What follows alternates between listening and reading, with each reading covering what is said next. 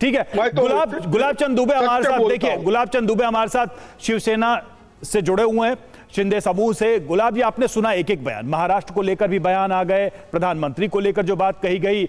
अब ओवैसी की पार्टी अपने बयान पर सफाई कुछ और देती है, लेकिन बीजेपी पे कुछ और आरोप लगा रही है। आप इस चुनाव में ये जो बयान आ रहे हैं, इसको कैसे देख रहे हैं आप लोग? और सवाल ये है कि सबका जस्टिफिकेशन जो मिल रहा है, क्या उससे आप सहमत हैं? अरे ये अडानी के गुलाम है भैया। अरे अडानी के गुलाम है, सुन लीजिए किशोर जी, जवाब। अडानी के गुलाम है। सबसे पहले मैं धन्यवाद आपका देना चाहूंगा, जिस ढंग से काउंटर आपने किशोर के ऊपर किया। इनके जुबान आपने बंद कर दिए। ये अपने आप को तिवारी लिखते हैं और भैया गद्दार। किशोर जी आप सुन तो लीजिए ना, वो आप सुन रहे थे, अब गुलाब चंद जी को आप सुन लीजिए थोड़ा सा। इनकी मानसिकता ऐसी कुंठित विचारधारा से ग्रसित हो चुकी है समीर भाई, कि जिसका कल्पना करना परे की बात है। अब मैं आना चाहूंगा आदरणीय खड़गे साहब के ऊपर। अरे अडानी बात करना हमारी नैतिक जिम्मेदारी बनती है। समीर भाई, जिस ढंग से खड़गे साहब ने कहा 400 के पार अब मोदी है तो सब कुछ मुमकिन है, मैं आज भी उसी नारे पे बना हूं। मैं है तो ट्रम्प चुन के आ गए, ट्रम्प नहीं हो सका, लेकिन 1986 में 400 किशोर जी बीच में मत बोलिए, बीच में मत बोलिए किशोर जी। विचारधारों से ग्रसित होकर के आप लोग सवाल पूछना चाहता हूँ, सवाल पूछना चाहता हूँ, सवाल पूछना चाहता हूँ। एक मिनट किशोर जी, ऐसे आप करेंगे तो आपका जो अगला टाइम था वो भी गुलाब चंद जी को मिल जाएगा। उनकी बात पूरी होने दीजिए।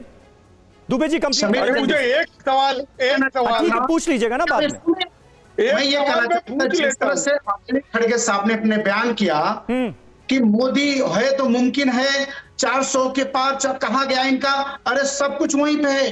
अरे 99 एक सवाल कर लेता हूं। इनकी मानसिकता कुंठित विचारधारा तो ये था खड़गे साहब, आप 1986 में 403 हो गए थे, आप गिर करके कहां गए? अभी तो 100 भी नहीं हो पाए। अभी इतनी बड़ी खुशी आपको मेरा भी ले लेना भाई। आप तेलंगाना में, कर्नाटक में आप लोगों को वेतन नहीं दे सक रहे हैं, आप अपने लोगों को सुझाव देने के लिए विवश हो गए, मजबूर हो चुके हैं। सच है कि हरियाणा की पुनरावृत्ति का एहसास आपको महसूस हो चुका है कि महाराष्ट्र में होने जा रहा है। जरा मैं एक सवाल पूछ लेता हूँ आज समीर भाई, कल लोगों ने एक सवाल पूछ लेता हूँ, हम लोगों को नकल कर रहे हैं। ठीक है, चलिए किशोर जी की हसरत पूरी कर लेते हैं। दुबे जी, किशोर जी सवाल ही पूछिएगा बस। इनके अभी किशोर जी बोलिए, एक मिनट दुबे जी, किशोर जी सवाल पूछिए जल्दी से अपना, क्या पूछना चाह रहे हैं आप? देखो गुलाब चंद जी, इनको खोके सेना बोले तो गुस्सा आता है, गद्दार सेना बोले तो गुस्सा आता है, इन्हें विश्वासघाती बोले तो सेना बोलता हूं।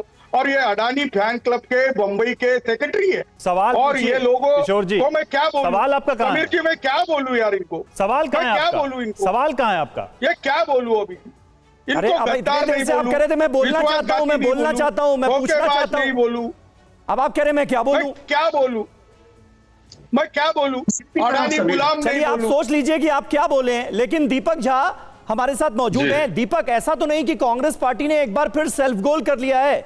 कभी औरंगजेब, अब तैमूर लंग, इससे पहले भी प्रधानमंत्री नरेंद्र मोदी के लिए न जाने कैसे कैसे अल्फाजों का इस्तेमाल किया गया, और उसका आप लोगों का ऐसा नहीं है कि राजनीतिक तौर पर फायदा ही हुआ, नुकसान ही हुआ है हमेशा।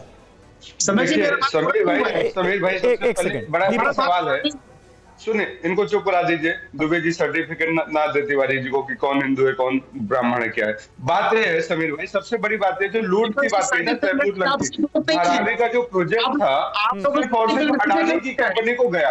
अडानी से ज्यादा बड़ी इस देश में रियल एस्टेट की कंपनियां हैं, लेकिन उन सबको नहीं दिया गया। क्यों नहीं दिया गया भाई?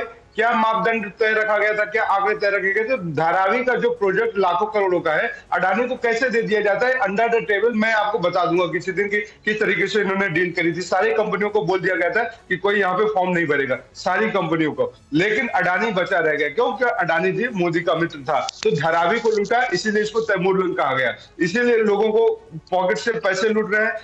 महंगाई की मार की बात करें, अब आपकी बात आती है बयान की। मैं कहता हूँ नरेंद्र मोदी जी जब महिलाओं का सम्मान करते हो, कहते हैं जर्सी गाय, विधवा गाय, विधवा औरत, ये सब नरेंद्र मोदी जी के भाषण है। तो नरेंद्र मोदी जी को अगर जनता महिमा मंडन करती है कि आप तो तैमूर लंग निकले, आप आए थे राम बनने, आप आए थे हमको अच्छे दिन देने, आप आए थे हमको रोजगार देने, आप आए थे हमको पक्के घर देने, अब आप कह रहे हैं कि हम 2047 का सपना दिखा रहे हैं। तो जो लुटेरों की सरकार है, लुटेरों का जो गैंग है, इसलिए इनको कहा गया है कि तैमूर लंग है, औरंगजेब के उपासक है भाजपा के लोग। ये हिंदुत्व के पुजारी नहीं है, ये सिर्फ और सिर्फ हिंदुत्व के नाम पे लोगों का। विजय शर्मा जी, इस पे कुछ चाहते हैं। आपको जवाब देना चाहते हैं, आपके इस बात का जवाब देंगे विजय जी प्लीज। देखिए दीपक जी और कांग्रेस को मैं जवाब देना चाहता हूं। इनकी सरकार थी अभी महाराष्ट्र में, तो इनके पुलिस कमिश्नर थे बॉम्बे के, किस तरह के आरोप लगाए थे और मामला सुप्रीम कोर्ट तक गया था। 100 करोड़ की हर महीने मेरे को चाहिए, ये पब्लिक डोमेन में है। FIR हुई, इनके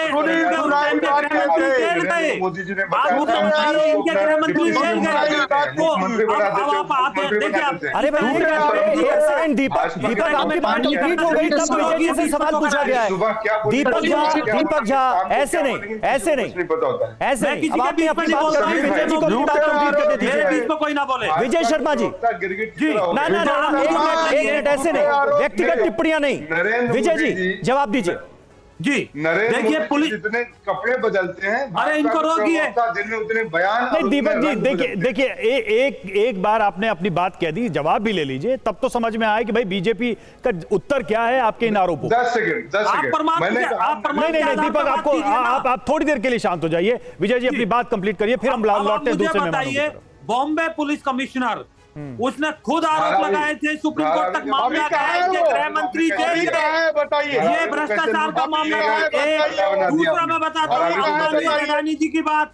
उद्धव ठाकरे फैमिली समेत वहाँ गुलछर्रे उड़ाने गए थे शादी में। इनके शरद पवार जी का कहते थे कि हमारे समय में हुआ करते थे, उद्योगपतियों पे आरोप लगाना बंद कीजिए।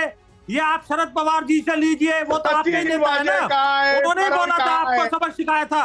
अगर अडानी जी इतने बुरे हैं, तो जब गहलोत सरकार थी तो आप बताइए क्यों निवेश करवाया आपने राजस्थान के अंदर, तेलंगाना के अंदर, वेस्ट बंगाल के अंदर। तो भैया आप तथ्य के आधार पर बात कीजिए, प्रमाण के आधार पर बात कीजिए। वो देश निर्माण की बात करते हैं, आप उनको कलंकित करने का काम करते हैं, आप देश को पीछे ले जाने का काम करते हो। आपकी जो मानसिकता है देश को गड्ढे में ले जाने, देश को आगे ले जाने का ठेका इन्होंने ले रखा है। बताइए 1 करोड़ से अधिक। ठीक है अब आप तीनों लोग जरा शांत हो जाइए। दीपक झा जी, विजय जी और किशोर तिवारी जी, गुलाब चंद दुबे जी बहुत देर से आप लोगों की बात सुन रहे थे। कंप्लीट कर लीजिए विजय जी। 5 सेकंड दिया 5 सेकंड, जल्दी से कंप्लीट कर लें। आप मुझे बताइए 1 करोड़ से ज्यादा किसानों को पीएम किसान निधि के अंदर पैसा मिलता है। हाँ। 12 लाख से ज्यादा 45 वंदे भारत चलती है और दिल्ली एक्सप्रेसवे बनकर तैयार है। आप मुझे बताइए 6,000 किलोमीटर से ज्यादा सड़कें बने वहां पे। नहीं ठीक है, देखिए सब बोलेंगे एक साथ तो किसी की आवाज नहीं आएगी, कोई किसी को सुन नहीं पाएगा, समझ नहीं पाएगा। देखिए ठीक है